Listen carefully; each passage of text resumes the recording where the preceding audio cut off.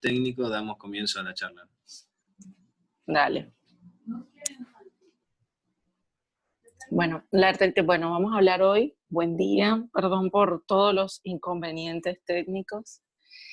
La charla que hoy vamos a hablar, como si nadie me conoce. Bueno, la charla que hoy vamos a hablar es acerca de artritis idiopática juvenil. Como todos sabemos, la artritis idiopática juvenil es una artritis de etiología desconocida que comienza antes de los 16 años y persiste por lo menos 6 semanas.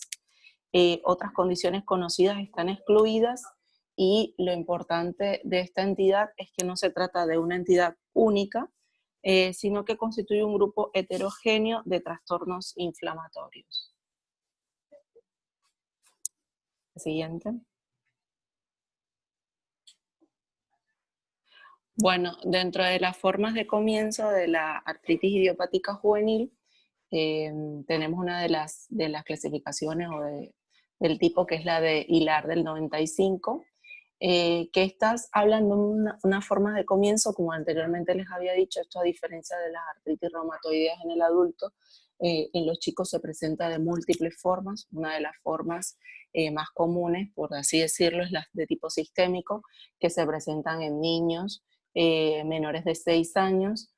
Por lo general presentan fiebre, el rash, que es ese rash asalmonado, que por lo general va acompañado de la fiebre y que desaparece cuando la fiebre baja, las poliadenopatías, la hepatoesplenomegalia y la pericarditis. Por lo general este tipo de pacientes tienen FAN negativo, factor reumatoideo negativo. Ellos más o menos más del 50% tienden a evolucionar a una artritis severa, y cuando esta forma sistémica se acompaña de la forma poliarticular, es una de las formas mucho más agresivas, mucho más erosivas, y son las que muy probablemente no responden al tratamiento convencional con metotrexato y corticoides, sino que necesitan un biológico. Y otra de las complicaciones que se pueden presentar es la amiloidosis en este tipo de pacientes. La otra forma es la poliarticular, que ellos definen como poliarticular el compromiso de más de 5 articulaciones, y dentro de estas tenemos a las seropositivas, que son pacientes que se presentan por encima de los 9 años, son femeninas, presentan poliartritis simétrica de pequeñas articulaciones, pueden presentar compromiso a nivel de la columna cervical, nódulos y vasculitis. Entre este grupo son pacientes que presentan un 20% de FAN positivo, y el factor reumatoideos en todos es positivo. Por lo general el factor reumatoideo es un factor, algo que se utiliza como pronóstico, ya que la mayoría de estos pacientes van a tener como complicaciones erosiones y anquilosis y compromiso a nivel de las caderas. Y también pueden evolucionar una artritis severa.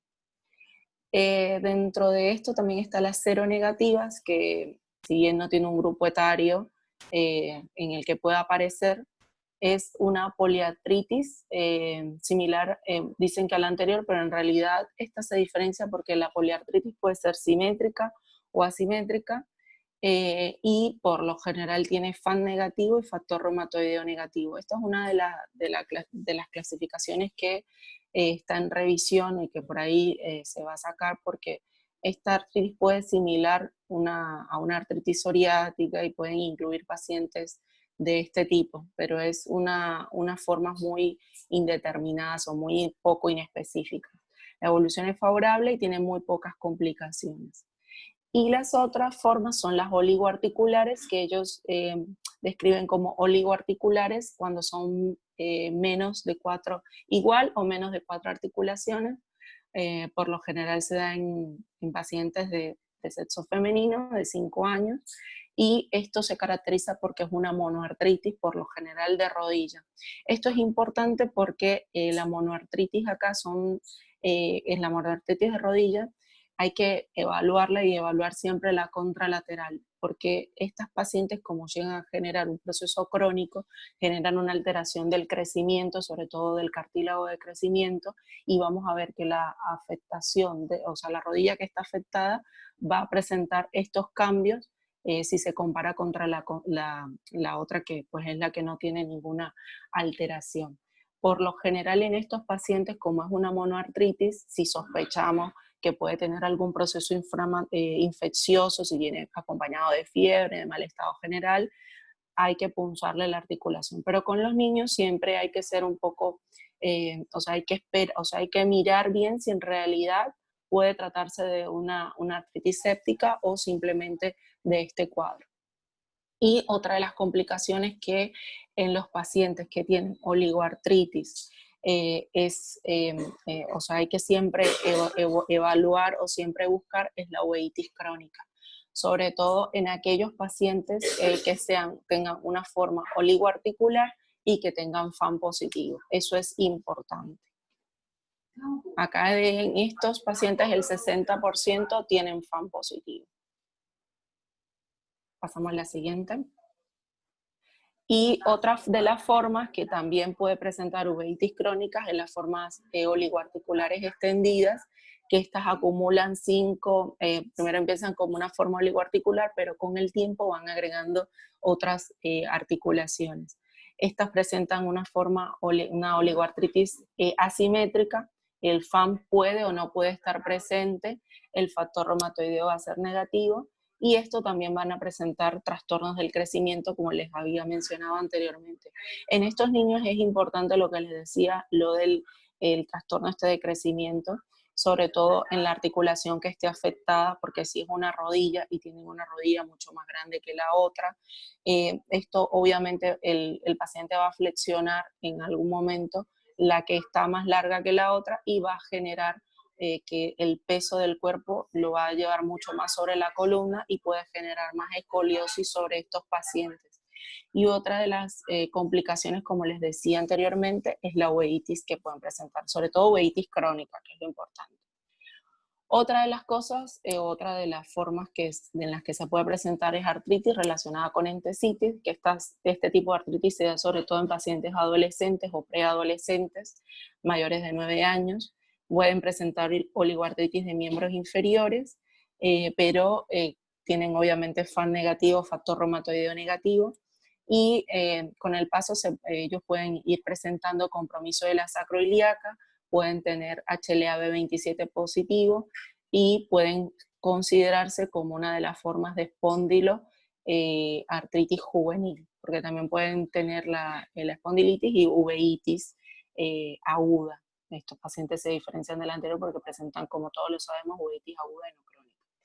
Y la artritis psoriática, que son pacientes que, como todos sabemos, como todas las formas de presentación de la artritis, que pueden presentar compromiso en piel, inicialmente, o pueden ser el compromiso de piel y articular, pues presentarse de forma conjunta, pueden agregar dactilitis, alteraciones unguiales y alteraciones a nivel de las interfalángicas distales asimétricas. Pueden tener un HLA-B27 positivo, puede también evolucionar o puede presentarse como un tipo de espondilitis también, y estos pacientes, las complicaciones que tienen son uveitis aguda. Siguiente, por favor. Esto lo coloqué de la etiopatogenia de la IJ, porque me pareció importante por el tipo de tratamiento, porque esto es importante saberlo, porque de acuerdo a esto el tratamiento va a estar enfocado. Como les dije anteriormente, no es una sola entidad, son múltiples formas de presentación, y de acuerdo a estas formas de presentación, así también el tratamiento va a estar enfocado a esto. Dentro de esto tenemos a las sistémicas, que van a tener las alteraciones de la respuesta inmune, va a tener una activación anómala a los fagocitos, van a tener como consecuencia aumento de las citoquinas proinflamatorias, de la interleuquina 1 y la interleuquina 6, que esto es importante en las formas sistémicas porque estos dos tipos de interleuquina, la 1 y la 6, son las que actúan directamente sobre el cartílago de crecimiento, y esto nos va a ayudar para tomar como conducta terapéutica una antiinterleuquina 1 o una antiinterleuquina 6. Y la genética, el polimorfismo de genes, codifican interleuquina 6, factor inhibidor de macrófagos. Dentro de las otras, las oligoarticulares y las poliarticulares, que son factor reumatoideo negativo, están mediadas por CD4, TH1, TH17, tienen un desequilibrio proinflamatorio, tienen una falla de tolerancia lozana, y tienen HLA, la genética A2 oligoarticular y DD4. Las otras, que son las poliarticulares, factor reumatoideo positivo, son moléculas que inducen a la neovascularización, tienen una entrada de células inflamatorias a nivel del cartílago, de la articulación y destrucción del cartílago. Como todos sabemos, ahí está mediado el HLA-DR4, el DR14. Y la artritis, que es la que conocemos como artritis entesitis, tiene una respuesta de CD8. Acá obviamente lo que todos sabemos, tienen aumento del receptor del TNF en la membrana sinovial, y estas van a tener un HLA-B27 con un polimorfismo del G del receptor de interleuquina 23. Y la psoriática, aparte de que va a tener respuesta de los CD8, van a tener monocitos a la superficie de los antígenos, van a tener también aumento del TNF, pero acá también, como todos sabemos, en el líquido sinovial, y van a tener un polimorfismo del gen del receptor de interleuquina 23. Listo, la siguiente. Bueno, esto es lo que les mencionaba anteriormente acerca de el compromiso de la uveitis crónica. Como les mencioné anteriormente, las formas oligoarticulares, las formas oligoarticulares extendidas y sobre todo el FAM positivo, esto nos va a marcar más que un diagnóstico, un pronóstico de estos pacientes. Entonces los niños que tengan este tipo de compromiso van a ir oftalmólogo. Estos pacientes en particular van a tener un control mucho más estricto. Entre cada 3 meses, inclusive algunos mencionan cada 6 meses, pero lo mencionan cada 6 a 8 meses para las otras formas de presentación. Y cuando haya diagnóstico de uveitis, van a ir semanal hasta la mejoría, y si la uveitis está activa en grado 1 o grado 2 o es estable en las 2 visitas, cada 2 semanas. Siguiente. Esto es lo que les mencionaba de las formas de presentación sistémica de la IJ.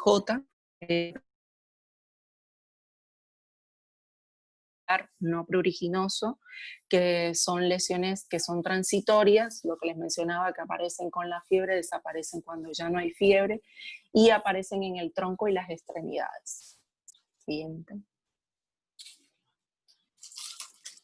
Esto lo coloqué porque es como la nueva propuesta de clasificación que se está evaluando para la artritis idiopática juvenil, en donde ellos consideran que las formas sistémicas permiten la inclusión de pacientes con manifestaciones sistémicas sin artritis.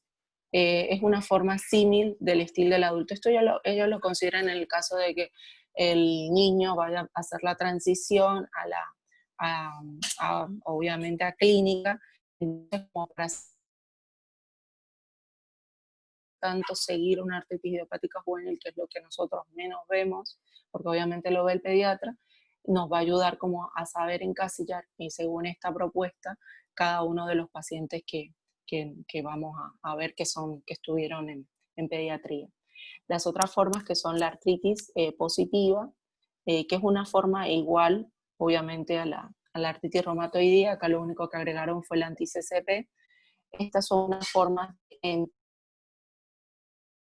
relacionadas con entesitis y espondiloartritis, que es similar a lo del adulto. Las FAM positivos, que son de comienzo temprano, que esta, según el HILAR, lo que dicen es que es una forma típica que se presenta solo en los niños, que es artritis crónica con FAM positivo. Y otras AIJ, que esto en realidad es como para ver, porque esto también de 6 semanas que no cumplen criterios A y D, que les mencioné anteriormente, y las otras que son no clasificables, que son artritis de más de 6 semanas que cumplen más de un criterio, que puede ser el A o el D.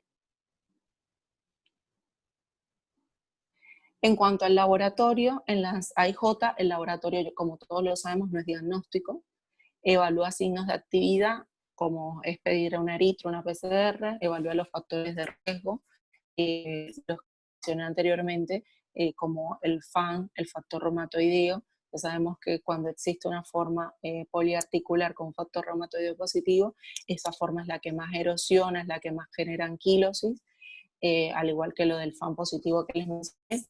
El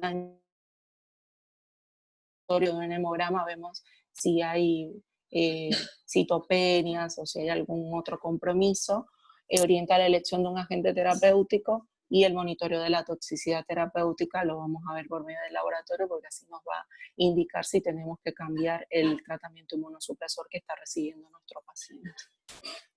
Siguiente. Esto son, como ahorita les mencioné, las formas sistémicas tienen una de las complicaciones es que pueden progresar a una artritis severa.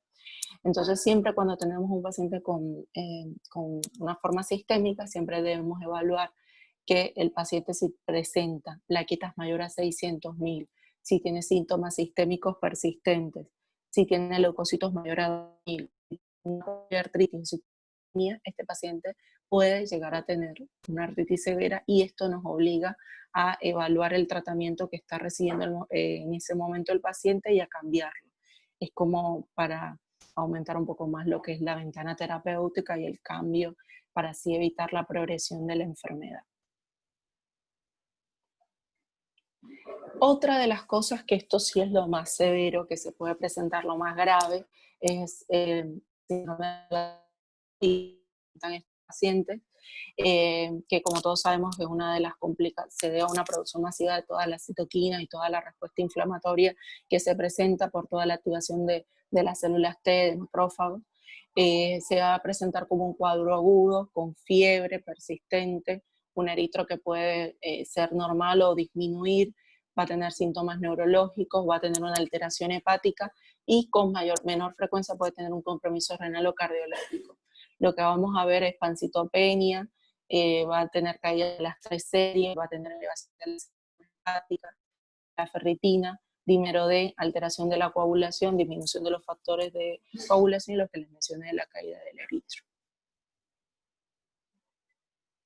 La aparición, lo importante de la hemofagocitosis en la médula ósea es decisiva para el diagnóstico y ya sabemos que en las AIJ sistémicas de larga evolución, el riesgo de amiloidosis secundaria, renal o hepática por depósitos de la proteína puede ser una de las cosas que puede presentarse en esta entidad y la proteinuria persistente puede ser un indicador de insuficiencia renal. Ambas condiciones tienen muy mal pronóstico con una alta tasa de... Estos son los elementos que nos hacen pensar que en un síndrome de activación macrofágica, lo que les mencionaba anteriormente, la caída brusca de las 3 series, que puede ser por consumo, la caída del eritro, que también es por consumo, y también por la fibrinolisis que se puede presentar, la coagulopatía y disfunción hepática por todo el compromiso que hay a nivel del parámetro hepático y de la proteína, es uno de los elementos importantes en la activación macrofágica. Esto es importante a nivel de evaluar los pacientes con AIJ, porque lo primero que vamos a ver es la inflamación de partes blandas. Después esto, con el paso del tiempo, vamos a evaluar una osteoporosis subcondral, periostitis, anquilosis, trastornos del crecimiento y alteraciones en la columna vertebral. Esto ahora les muestro imágenes de esto. Siguiente. Esto es una osteoporosis esto es lo que les mencionaba, que puede ser oligoarticular, que puede generar una monoartritis, en donde vemos que la articulación o el compromiso de la rodilla va a haber agrandamiento de la epífisis de la rodilla con una osteoporosis marcada. Si vemos con respecto a la contralateral, y va a haber mucho más disminución del espacio articular. Esto ya es una forma que ya es crónica, pero si vemos en los estadios agudos, lo único que vamos a ver es el agrandamiento solo de la epífisis de la rodilla. Y por eso nos sirve siempre pedir una imagen de la articulación contralateral, porque esto solamente lo vamos a ver en estos casos. Siguiente. Esto es otra cosa que vamos a ver en las manos. Vamos a ver la anquilosis directamente, intracarpiana, radiocarpiana. Vamos a ver un signo que ellos llaman, que es el signo del borrador, que se da a nivel de las cabezas de los metacarpianos. Esto es una de las formas que en los chicos, sobre todo en las formas poliarticulares, ellos aparte de que comprometen la interfalángica y que comprometen proximal y las metacarpofalángicas, van a comprometer las interfalángicas distales. Y es una de las cosas que diferencia mucho con la artritis del adulto.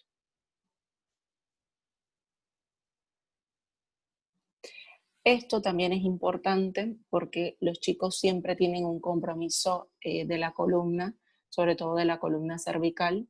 Aquí vemos a ver la anquilosis de la segunda y de la tercera, de la tercera a nivel de la columna cervical.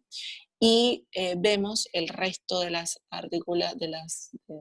de las regulaciones, sobre todo de las interapofisiarias, que son las primeras que se comprometen.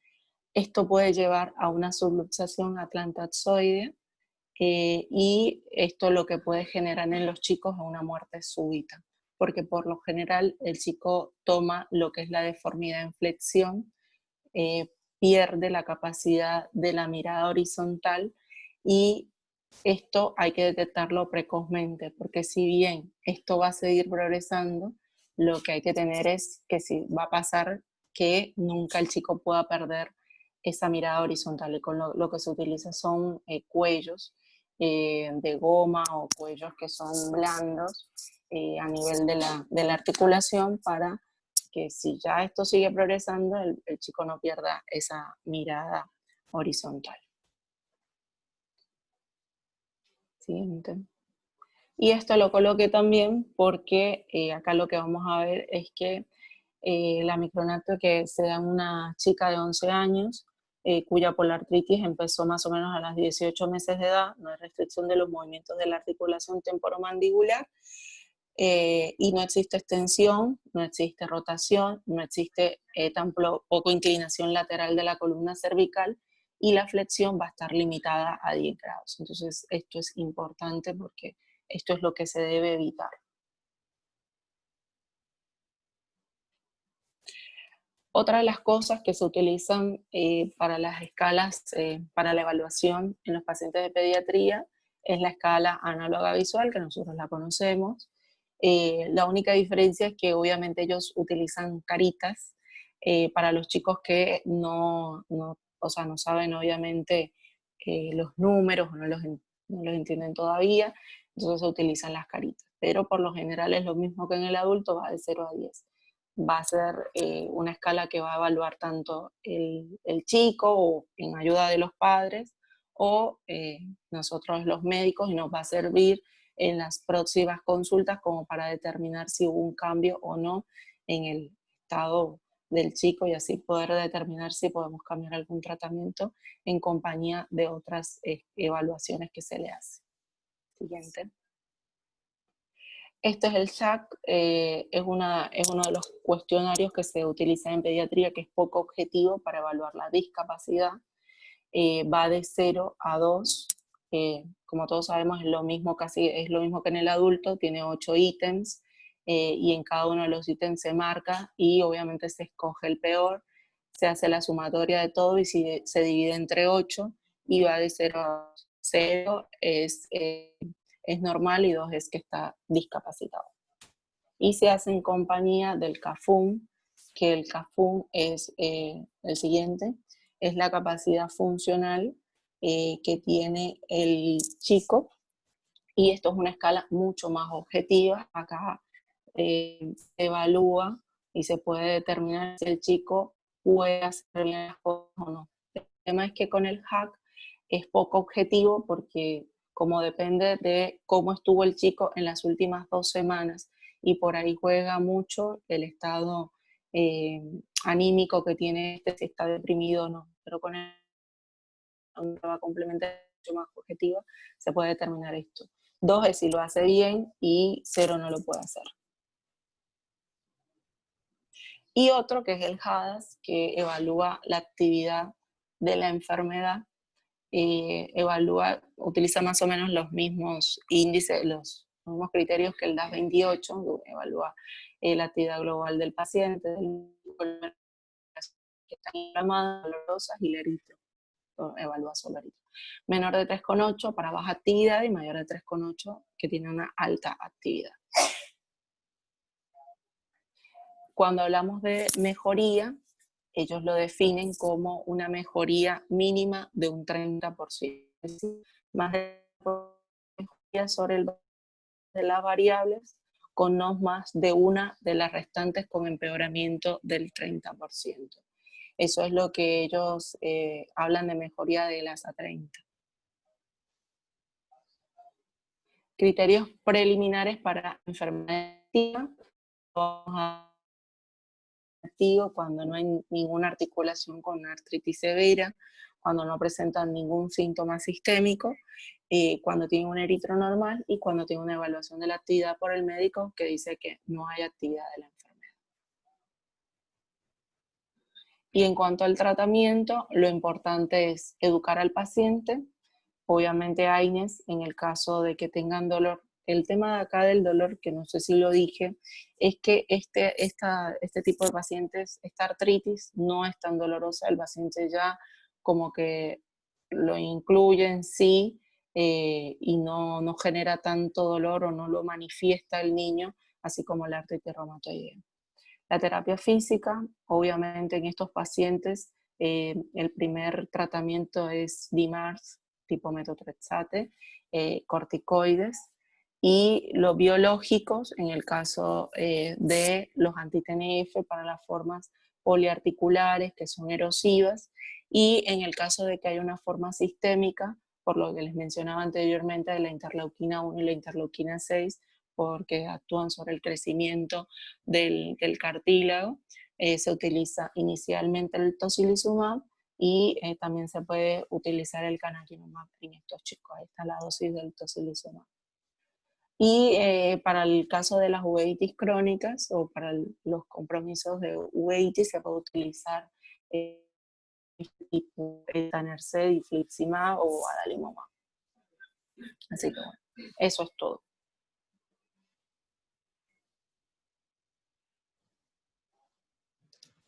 Bueno, Zulema, no sé por qué levanté la mano, no quise levantar la mano, perdón. Bueno, no sé si tiene alguna pregunta, alguna duda.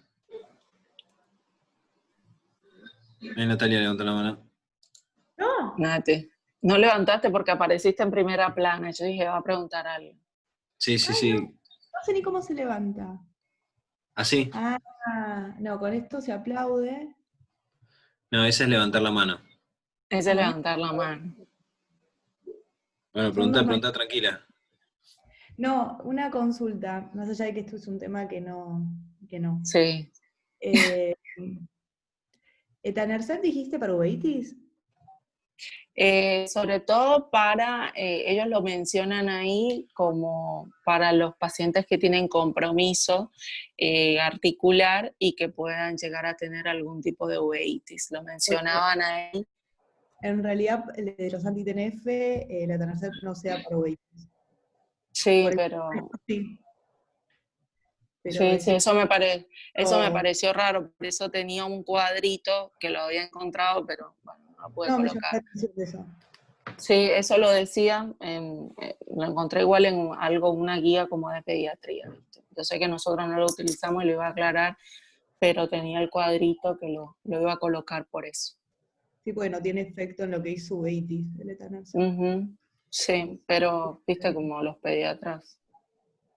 Es otro tema, de hecho, es otro. Sí, obviamente, ¿no? Y aparte que ellos, viste que con el tema de los corticoides, ellos utilizan muy bajita dosis de corticoides por el tema de la alteración del crecimiento que tienen estos pacientes. Ellos no utilizan, ellos 20 miligramos de corticoides, no le quieren colocar a ninguna artritis ni nada, ellos por lo general utilizan 5 inclusive está leyendo que hasta 5 o 10 por mucho lo utilizan, por el tema de después hacer el tapering, por bajar, y por el tema que estos pacientes siempre tienen alteración del crecimiento, entonces dicen que no. Si ellos Pero bueno. indican mucho AINES en vez de corticoides. Nosotros vemos una artritis y ya ponemos corticoides, y ellos ponen mucho AINES previo, y después lo que hacen con el corticoide es dar una dosis de ataque y hacen un tapering muy rápido. Sí, eso estaba leyendo ahí de... Manejo pediátrico que yo no soy. No, yo tampoco, por eso busqué una guía de pediatría y me pareció raro, igual por eso la quería colocar el cuadrito, porque dije, es raro. De hecho, ellos colocan hasta la hidroxicloroquina como uno de los tratamientos en las formas oligoarticulares, y en las otras formas de artritis la colocan como una de las estrategias. De hecho, para la uveitis, aparte antes de colocar algún anti-TNF, obviamente utilizan el metotrexate, la azatioprina, y colocan otras cosas y corticoides antes del el anti-TNF. Sí, eso nosotros igual hacemos. Sí. No sé si alguien más quiere decir algo. ¿No hay alguna pregunta, algún comentario? Tony, ¿alguna duda?